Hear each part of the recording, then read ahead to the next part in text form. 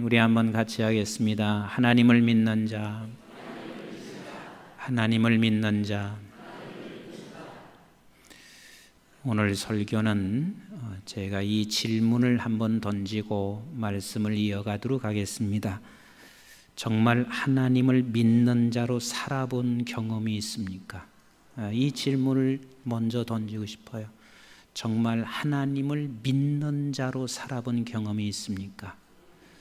아멘이고 예라면 그 예하신 분들은 오늘 말씀을 통해서 하나님을 믿는 자로 더욱더 놀라운 감격과 경험이 있기를 바라며, 나는 아직도 하나님을 믿는 자로 살아본 경험이 없는 자에게는 오늘 말씀을 통해서 이 감격을, 이 기쁨을 누리시면, 그리고 그렇게 살아가는 우리 모두가 되시기를 주님의 이름으로 축복합니다.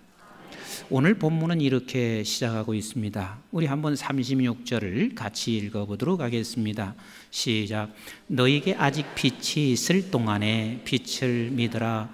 그리하면 빛의 아들이 되리라. 예수께서 이 말씀을 하시고 그들을 떠나가서 숨으시느니라 그랬습니다. 자, 빛을 믿으시면, 예수를 믿으면 반드시 빛의 아들이 되리라. 빛의 아들이 되리라. 그리고 그 말씀을 하신 후에 예수님께서는 잠시 숨으셨다 그랬습니다. 여기서 숨었다는 말이 도대체 무슨 뜻일까요? 예수님이 몸을 피해서 잠시 어디에 숨었다는 말인가? 여기서 숨었다는 말이 무슨 뜻일까? 여기서 숨었다는 말은 우리 예수님께서 이제는 내가 공생애 동안 행했던 숱한 표적과 이사와 많은 기적들을 이제는 멈추겠다 그 말이에요. 행하지 않겠다 그 말이에요. 이게 지금 숨었다 그 뜻이에요. 사실 우리 주님은 얼마나 숱한 이사와 숱한 기적과 표적들을 행하셨는지 모릅니다. 그런데 더 이상 그 표적들을 행하지 않겠다. 아니, 도대체 왜 예수님께서 갑자기 이 말씀을 하시고 있을까? 그 숱한 이사와 기적들을 왜 이제는 멈추겠다고 말씀하실까? 우리 37절을 같이 읽어보겠습니다. 시작. 이렇게 많은 표적을 그들 앞에서 행하셨으나 그를 믿지 아니하니 그랬습니다. 자, 주님께서 어마어마한 표적을 행하셨습니다. 그리고 최종적으로 11장에 와서는 죽은 자까지 살리는 나사로가 죽었던 자, 그것도 죽었던 자도 이미 묻어 3일이 지난 그를 살려내는 놀라운 기사, 이런 표적을 보이셨습니다. 그러나 이 표적을 보고도 믿는 사람이 있었어요, 없었어요? 있었어요, 없었어요? 없더라. 믿는 자가 없더라. 그래서 주님께서는 이제 숨으시고 있습니다. 우리는 가끔가다 이런 생각을 하고 있습니다. 내가 예수 그리스도를 믿고 그리스도인이 된 인문이 됐을 때 우리는 다 이런 간증들을 많이 아시잖아요. 나는 정말 어려웠을 때 하나님께서 내 기도를 응답하셔서 그때 내가 예수를 믿었어. 우리 자식이 대학에 못 들어가서 너무 막 방황하고 있는데 우리 자녀가 대학을 들어갔을 때 그때 나는 하나님을 믿기 시작했어. 그리고 내가 사업에 문제가 있었을 때 그 사업을 하나님께서 해결해 주시면서 나는 그때 하나님을 믿게 됐었어. 이렇게 우리는 간증들을 많이 하세요. 그러나 한번 가만히 보세요. 예수님이 그 숱한 표적을 보였는데도 믿는 사람이 있었대요, 없었대요? 없었대요. 그래서 더 이상은 예수님께서 표적을 보일 이유가 없어서 이제는 표적을 멈추겠다라고 말씀을 하시고 계시단 말이에요. 그러면 우리가 표적 때문에 어려웠던 사업이 하나님께서 열어주셔서 예수 믿었다는 말이, 이게 말이 맞을까요? 틀릴까요? 에? 참 대답하기 어렵죠. 맞는 것 같은데 아니란 말이에요. 내가 병에서 고침받았기 때문에 예수를 믿었던 것 같은데 그게 아니란 말이에요.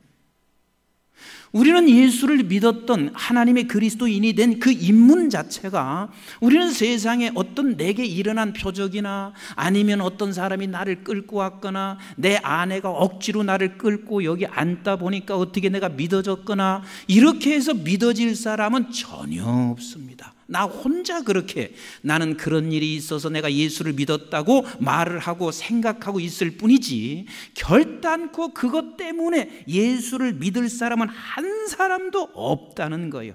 그래서 우리는 그렇게 생각하지 못하고 이것을 바로 알지 못하고 있는 우리는 어떻게 생각하고 있냐면 이렇게 생각해요. 이번에도 우리 아들이 우리 딸이 대학만 들어가면 우리 얘 아빠도 틀림없이 예수를 믿을 텐데 아니요.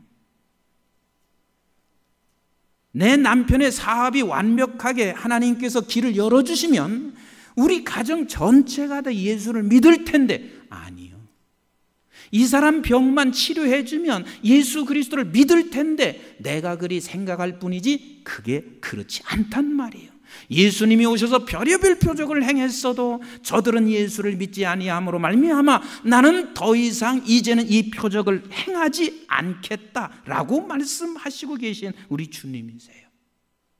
그러면 왜 표적을 보고도 표적을 수없이 우리가 경험하고도 예수를 믿을 수 없는지 38절부터 말씀하시고 계세요. 자, 38절 같이 읽겠습니다. 시작.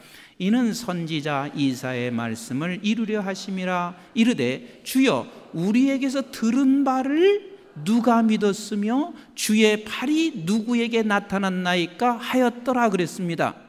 들은 바를 누가 믿었으며, 이것은 지금 주님께서 이사야서 53장 1절 말씀을 갖다가 지금 설명을 하시고 있어요. 이미 구약 성경에서 말씀하신 것을 가지고 설명하시고 있어요. 그럼 이사야서 53장 1절을 조금 더 우리가 구체적으로 설명하고 있으니 같이 보시자고요. 시작.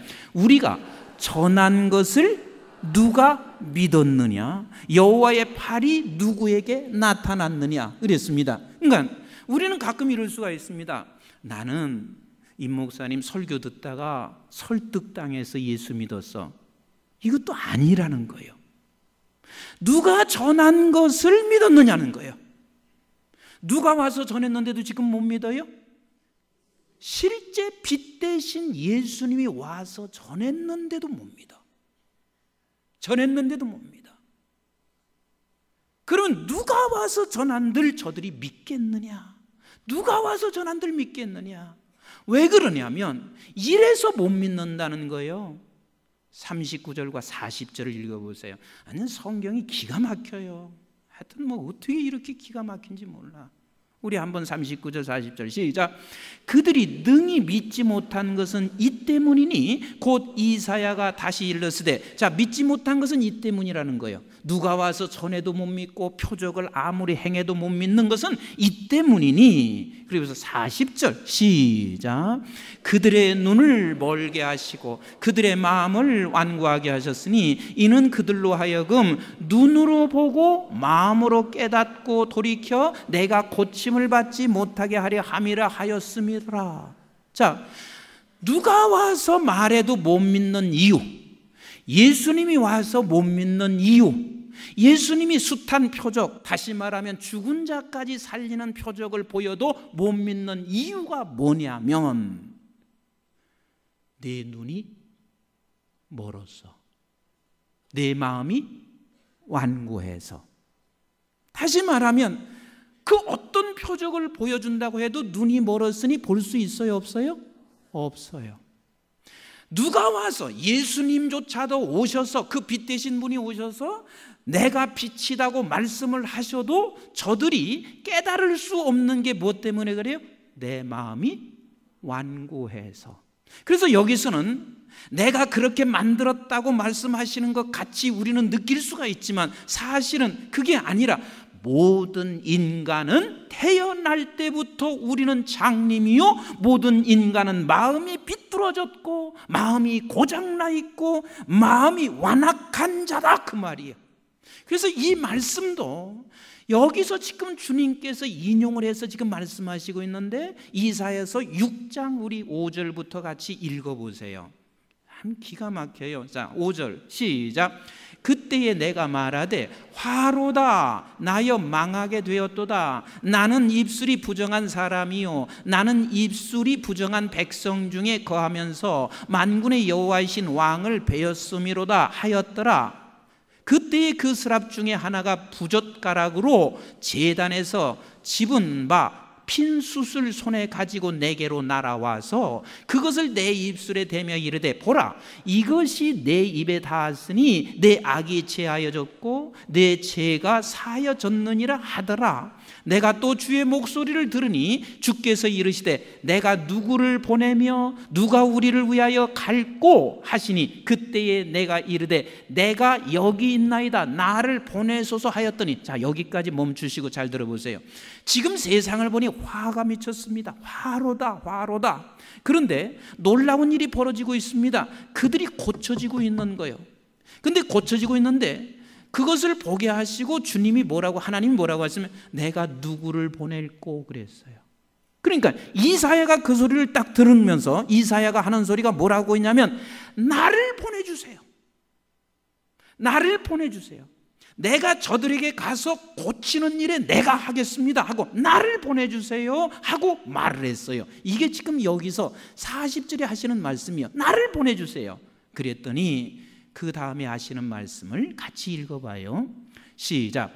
여호와께서 이르시되 가서 이 백성에게 이르기를 너희가 듣기는 들어도 깨닫지 못할 것이요 보기는 보아도 알지 못하리라 하여 이 백성의 마음을 둔하게 하며 그들의 귀가 막히고 그들의 눈이 감기게 하려 염려하건대 그들이 눈으로 보고 귀로 듣고 마음으로 깨닫고 다시 돌아와 고침을 받을까 하노라 하시기로 그랬습니다.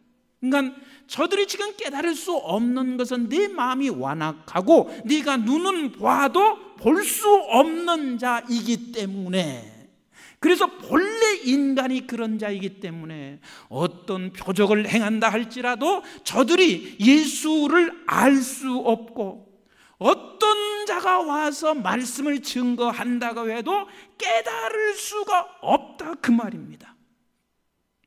가끔 가다가 여러분들께서 이런 경우를 혹시 만날 수 있습니다. 남편이 암만 교회 가자고 해도 그냥 따지는 일은 얼마나 잘 따지는지, 그런데다가 옛날에 교회를 좀 다녀가지고 성경은 너무너무 잘 알아요. 그래서 막 성경 구절을 갖다 대면서 그러면서 부정을 하고 있어요. 그런 때는 여러분들이 이렇게 생각이 들 수 있어요. 조금 성경 가지고 아는 체 하는 우리 남편에게 우리 담임 목사님이 오셔서 한번 멋지게 얘기를 해주면 예수 믿을 것 같다, 이런 생각을 혹시 할 수 있어요 없어요? 있어요. 그런데 담임 목사가 가도 안 돼. 예수님이 해도 안 됐는데 담임 목사가 가도 안 돼. 그런데 여기서 지금 하시고자 하는 말씀이 뭔 줄 아세요? 이런데 지금 내가 예수를 믿었단 말이에요.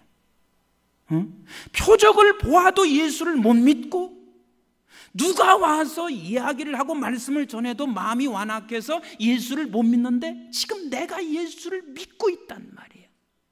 아니 적어도 내가 예수를 안 믿는다고 해도 여러분들께서 하나님을 적어도 내가 부인할 수 없는 사람이 돼버렸단 말이에요.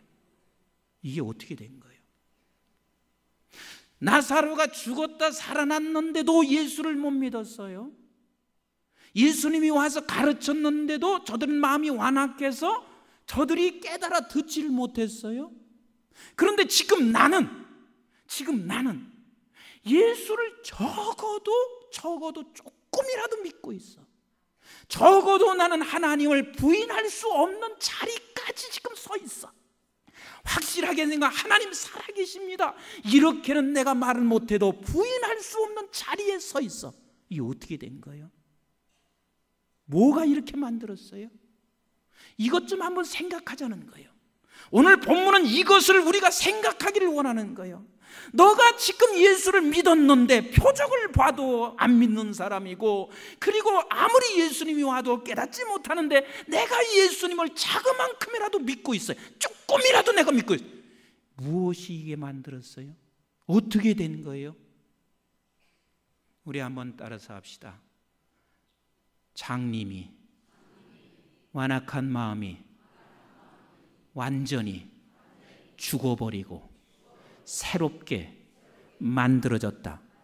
새롭게 만들어지지 않고는 이게 불가능해요. 그냥 눈을 고치신 게 아니에요. 이 눈을 완전히 옛날에 장님이었던 눈은 죽어버리고, 그리고 우리는 그 눈을 새롭게 끼지 아니하고는 고치면 안 돼. 고쳐도 여전히 장님이에요. 새롭게 끼어지지 아니하고는 우리 주님을 믿을 수가 없단 말이에요.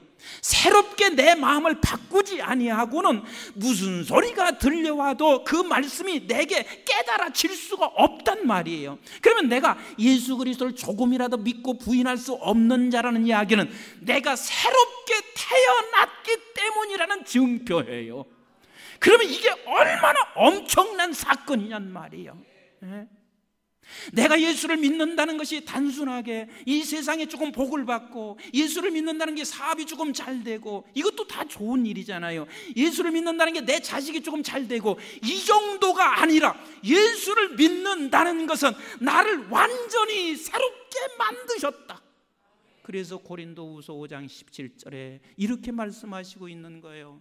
우리 한번 고린도후서 5장 17절 시작. 그런즉 누구든지 그리스도 안에 있으면 새로운 피조물이라.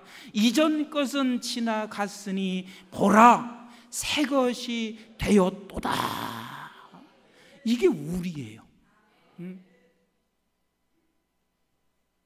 이게 저와 여러분들이에요. 새롭게 되었도다. 근데 우리는 지금 이 감각이 없어요. 감각이 없어요. 어떻게 해서 내가 새롭게 됐는지 이 감각 자체가 없어요. 그러니까 믿음을 갖고 있다고 해도 힘이 없이 살아가. 힘없이 살아가. 사실 믿음을 가지고 있는 것은 그 어떤 것보다 어마어마한 힘을 소유한 것이 내가 새롭게 된 것인데, 이 새롭게 되는 과정, 우리 주님께서는 이제는 내가 표적을 그만두겠다, 숨겠다 하시는 것은 이것밖에는 너를 새롭게 만들 수 있는 방법이 없어서 그래요. 그 이것밖에가 뭐냐면 로마서 6장 3절부터 아주 자세히 설명하고 있습니다. 우리 한번 로마서 6장 3절부터 읽어보세요. 시작.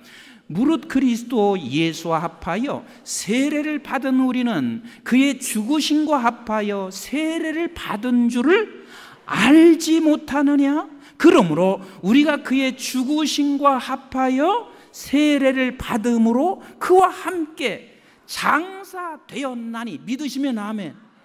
우리는 옛 사람은 옛 것은 장사됐어요. 내 눈이 장님은 장사됐어요. 완악한 마음은 장사가 됐어요. 이 장사되지 아니하고는 조그만큼이라도 예수를 믿을 수가 없단 말이에요.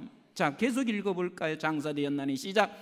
이는 아버지의 영광으로 말미암아 그리스도를 죽은 자 가운데서 살리심과 같이 우리로 또한 새 생명 가운데 행하게 하려 함이니라. 같이 합시다. 새 생명. 새 생명. 그러니까 내가 예수를 전혀 부인할 수 없는 정도의 사람이라면 이미 여러분들은 새 생명으로 태어난 사람입니다. 새 생명 가운데 있는 사람입니다. 그러면 새 생명 가운데 있는 사람은 어떤 사람이냐면 골로새서 1장 13절로 14절에 이렇게 말씀하시고 계신 거예요. 우리 한번 같이 읽어봐요. 시작. 그가 우리를 흑암의 권세에서 건져내사 그의 사랑의 아들의 나라로 옮기셨으니 그 아들 안에서 우리가 속량고추의 삶을 얻었도라. 그러니까 결국은 우리는 하나님의 사랑의 아들의 나라로 옮기셨고, 그리고 나서 고린도전서 1장 30절에 이렇게 말씀하시고 계신 거예요. 시작. 너희는 하나님으로부터 나서 그리스도 예수 안에 있고 예수님은 하나님으로부터 나와서 우리에게 지혜와 의로움과 거룩함과 구원함이 되셨으니. 참 이게 놀라운 일 아니에요. 예수님이 어디서부터 났어요? 하나님께로부터 났다. 하늘로부터 왔다. 그러면 우리가 새롭게 태어난 너가 지금 어떤 누구냐면 예수님과 같이 너도 하나님께로부터 났고 그래서 우리가 하나님의 아들이라고 하는 거 아니겠어요? 우리도 하나님께로부터 났고 하나님께로부터 왔다, 그 말입니다. 이 사람만이 우리가 예수를 부인할 수 없고 예수를 조금이라도 믿게 된단 말이에요. 그런데 우리가 문제가 하나가 있습니다. 그 문제가 뭐냐면, 그럼에도 나는 감각이 없어요. 감각이 없는 그 이유가, 우리 예수님께서 오실 때 예수의 영만 돌아다녔었습니까? 아니면 그 예수의 영이 어디 속으로 들어왔어요? 육체 속으로 들어왔습니다. 육체 속으로, 어린 육체 속으로 들어왔어요. 사람들은 볼 때는 마리아의 아들인 것 같지만 그 아들은 그릇일 뿐이에요. 육체는 지금 그릇일 뿐이고 그 안에 누가 있습니까? 예수의 생명이 있는 것처럼 우리 또한 똑같이 지금 하나님 아들의 나라로 옮겼다가 아버지에게로부터 왔는데 우리는 육체의 그릇 속에 담겨 있습니다. 이 육체의 그릇 속에 새로운 생명, 예수의 생명과 함께 새로운 생명이 이 육체 속에 우리가 지금 거하고 있다, 그 말입니다. 그래서 우리는 똑같은 것 같아요. 저 그릇이나 이 그릇이나 똑같은 것 같지만 저 그릇은 세상에 영이 들어있는 그릇이고, 이 그릇은, 우리 한번 같이 하요. 이 그릇은 좀 이렇게 좀 해보셔. 이 그릇은 새로운 생명이 들어와 있는 그릇이란 말이에요. 아멘이신가요? 새로운 생명, 예수의 생명이 우리 안에 들어와 있습니다. 그래서 우리는 이 그릇이 그릇 속에 있다 보니까 어떤 데는 약해서, 그릇이 너무 강해서 이 새로운 생명을 막 지배하려고 그래. 그러나 이 그릇은 죽은 그릇이에요. 사실 생명 있는 그릇이 아니야. 그래서 내 안에 있는 생명이 계속해서 우리는 언젠가는 자라면서 내 안에 있는 그 생명으로 인하여 육체의 그릇을 지배하는 날이 반드시 오게 됩니다. 아멘이신가요? 그래서 좀 우리는 기다려 주자고요. 임 목사도 지나온 세월 보면은 어제 지난 것도 후회할 때가 참 많습니다. 왜 이렇게 실수가 많은지 몰라. 그러나 언젠가는 내 안에 있는 예수가 내 육체를 다 지배하는 날이 올 걸 나는 기대하고 있습니다. 그러니까 여러분들, 나 좀 기다려 주세요. 나도 여러분들을 기다려 줘야 돼요. 왜냐하면 여러분들이 지금 그 육체라는 그릇 안에서 새로운 생명이 지금 자라가고 있으니 그것을 보면서 우리는 기다려 줄 알아야 된단 말이에요. 우리 한번 골로새서 2장 8절부터 10절을 같이 읽어보실까요? 시작. 누가 철학과 헛된 속임수로 너희를 사로잡을까 주의하라. 이것은 사람의 전통과 세상의 초등학문을 따름이요 그리스도를 따름이 아니니라. 다시 말하면 이 누가는 말은 이 육체라고 하는 이 육체가 너를 지금 계속해서 너 안에 있는 생명에 대해서 너를 꼭 매놓고 꼼짝 못하게 하고 있다는 것을 너는 주의해서 항상 이것을 주의해라. 계속 읽어봐요. 9절 시작. 그 안에는 신성의 모든 충만이 육체로 거하시고 그랬습니다. 그러니까 우리 육체에 거하는 저와 여러분들은 지금 새로운 생명, 신성한 충만이 우리 육체 안에 지금 거하시면서 이것이 충만해지도록, 우리가 충만하게 나타나도록 하나님께서 지금 역사하시고 계신 그것이 바로 그분이 누구냐면 저와 여러분들이에요. 저와 여러분들이에요. 지금 혹시 이 자리에 와서 앉아 계시면서도 나는 예수가 그렇게 확실히 믿어지지 않아 해도 나는 부인할 수 없는 사람이라면 바뀌어진 사람입니다. 새로운 생명의 사람입니다. 아멘이신가요? 우리 나머지 10절 같이 한번 읽어보도록 해요. 시작. 너희도 그 안에서 충만하여졌으니 그는 모든 통치자와 권세의 머리시라. 그래서 이 생명은 끊임없이 자라고 분명코 이제는 충만한 날이 찾아올 것입니다. 그래서 골로새서 3장 1절부터 4절은 이렇게 말씀하시고 계십니다. 우리 한번 골로새서 3장 1절부터 4절 같이 한번 읽어보도록 하겠습니다. 시작. 그러므로 너희가 그리스도와 함께 다시 살리심을 받았으면 위의 것을 찾으라. 거기는 그리스도께서 하나님 우편에 앉아 계시냐. 위의 것을 찾으라는 말은 너는 위로부터 온 자이니 너는 위를 놓치지 말란 말이에요. 네 안에 있는 새로운 생명을 어떤 상황이 온다 할지라도 이것을 까먹지 말라는 이야기요. 우리는 새로운 생명이 내 안에 있는 것을 잃어버리지 말라는 거예요. 위로부터 온 생명을 내가 잊어버리 마라. 계속 조금 읽어볼까요? 시작. 위의 것을 생각하고 땅의 것을 생각하지 말라. 이는 너희가 죽었고 너희 생명이 그리스도와 함께 하나님 안에 감추어졌음이니라. 우리는 지금 잠시 이 육체의 그릇 속에 감추어졌을 뿐이라. 그러나 내 안에는 지금 새로운 생명, 아버지의 생명이 우리 속에 지금도 자라가고 있습니다. 4절 같이 읽어봐요. 골로새서 3장 4절. 됐어요. 그래서 우리 주님이 지금 이것을 말씀하시면서 우리의 연약함을 이렇게 정리를 하셔요. 참 멋있어요. 난 성경 보면 어찌 멋있는지 몰라. 41절부터 같이 본문을 읽어봐요. 41절부터 시작. 이사야가 이렇게 말한 것은 주의 영광을 보고 주를 가리켜 말한 것이니라. 자, 뭘 봤어요? 우리는 새로운 생명이 있는 사람은 주의 영광을 본 사람이요. 근데 영광을 본 사람들 중에서 아직도 우리는 새로운 생명이 내 안에 있지만 아직도 이럴 수가 있어요. 42절 시작. 그러나 관리 중에도 그를 믿는 자가 많대. 바리새인들 때문에 드러나게 말하지 못하니. 자, 믿는 자는 많은데 아직 드러나지 못하니 하는 것은 육신의 그릇이 나를 아직은 조금 지배하고 있지만 이는 출교를 당할까 두려워서 그래. 세상이 지금 두려워서 그래. 그렇지만 우리 한번 보세요. 43절 시작. 그들은 사람의 영광을 하나님의 영광보다 더 사랑하였더라. 그렇지만 내 안에 생명은 자라서 우리를 충만하게 할 텐데 이 충만한 자리가 어떤 자리냐면 시편 47편에서 결론을 내리고 있습니다. 자, 시편 47편을 같이 봅니다. 시작. 너희 만민들아 손바닥을 치고 즐거운 소리로 하나님께 외칠지라 그랬습니다.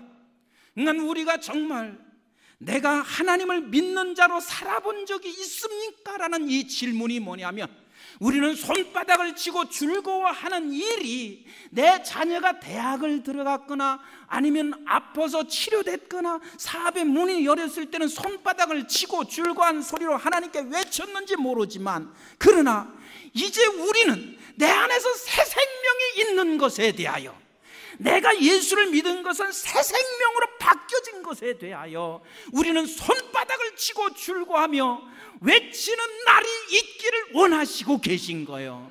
그러면서 그 손바닥을 치고 외치게 하신 그 하나님이 누구신가를 2절과 3절은 말하고 있습니다. 시작. 지존하신 여호와는 두려우시고 온 땅의 큰 왕이 되심이로다. 여호와께서 만민을 우리에게 나라들을 우리 발 아래 복종하게 하시며 이런 하나님이 우리를 새롭게 만들어 그분이 나의 아버지시다.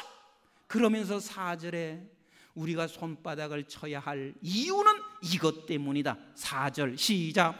우리를 위하여 기업을 택하시나니 곧 사랑하신 야곱의 영화로다. 제가 말라기서를 말씀을 드리면서 여러분들에게 설교를 한 적이 있습니다.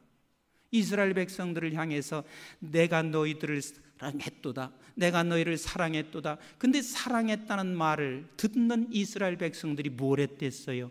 언제? 어떻게 사랑했습니까? 그때 하나님께서 대답하시기를 에서는 미워하고 야곱은 사랑했고. 그러니까 이스라엘 백성들은 언제 어떻게 사랑했습니까? 하는 이 말은 이 세상의 것이 주어지지 않았는데 뭐가 사랑한 겁니까? 근데 하나님께서는 에서는 미워하고 야곱은 사랑하고.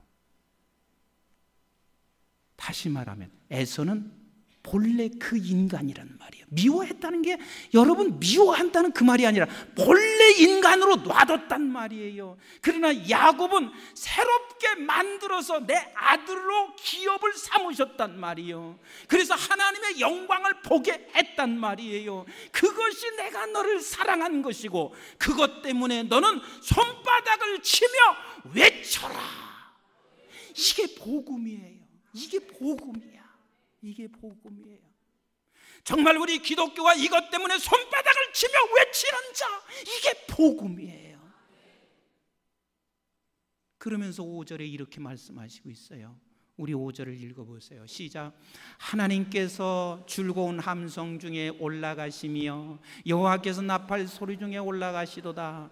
여러분, 이렇게 되시기를 주의 이름으로 축복합니다. 왜냐하면 지금 네가 하나님께로부터 기업을 받아 이제는 네가 새롭게 만들어진 것에 대하여 감격해서 손바닥을 치면, 그때 우리가 하나님과 함께 올라간다 하는 말은 그것이 진정한 예배란 말이에요. 내가 하나님 앞에 나와서 예배할 때 다른 것으로 예배하는 것이 아니라, 하나님이여 나를 그냥 놔두시면 나는 완전히 하나님을 알 수도 깨달을 수도 없는 나를 새롭게 하나님이 만들어주셔서 내가 하나님을 고백하고 하나님을 믿을 수 있게 된 것에 대하여 박수치고 노래하며 찬양하는 것이 아버지께 올라가는 예배라. 아버지와 함께 올라간다 그 말이에요. 이것을 지금 하나님이 원하시고 있어요. 한국교회가 지금 이 복음의 자리로 돌아가기를 원하고 있단 말이에요. 이것 때문에 감격하여 예배하기를 원하고 있단 말이에요. 딴 것에 우리가 집중하고 있을 때 하나님은 우리에게 맺히고 있습니다. 네가 지금 이 감격을 때문에, 이 감격 때문에 네가 하나님 앞에 외치고 노래하느냐. 그러면서 6절부터 이렇게 말씀하세요. 우리 계속 읽어볼까요? 시작. 찬송하라, 하나님을 찬송하라, 찬송하라, 우리 왕을 찬송하라. 하나님은 온 땅의 왕이시미로다. 지혜의 시로 찬송할지어다. 하나님이 뭇 백성을 다스리며 하나님이 그의 거룩한 보좌에 앉으셨도다. 문나라의 고관들이 모이며 아브라함의 하나님의 백성이 되도다. 세상의 모든 방패는 하나님의 것이며 그는 높임을 받으시리로다. 이게 구원받은, 예수를 조금이라도 고백할 수 있는 사람, 이 사람들만이 할 수 있는 고백입니다. 마지막 다시 질문을 던집니다. 정말 하나님을 믿는 자로 살아본 적이 있습니까? 하나님을 믿는 자로 살아본 그 경험, 이것은 내가 구원받은, 새롭게 하나님이 나를 만들어서 주를 주로 고백하고 하나님을 하나님으로 내가 말할 수 있는 것, 이 감격, 이 놀라운 감격, 이 감격 때문에 찬송할 수 있다면, 이게 정말 하나님을 믿는 자로의 삶을 한 번이라도 경험했다면 이 경험을 놓치지 아니하시고 이 감격 때문에 날마다 노래하시는 우리 성도들 되시기를 주님의 이름으로 축복합니다. 기도하겠습니다.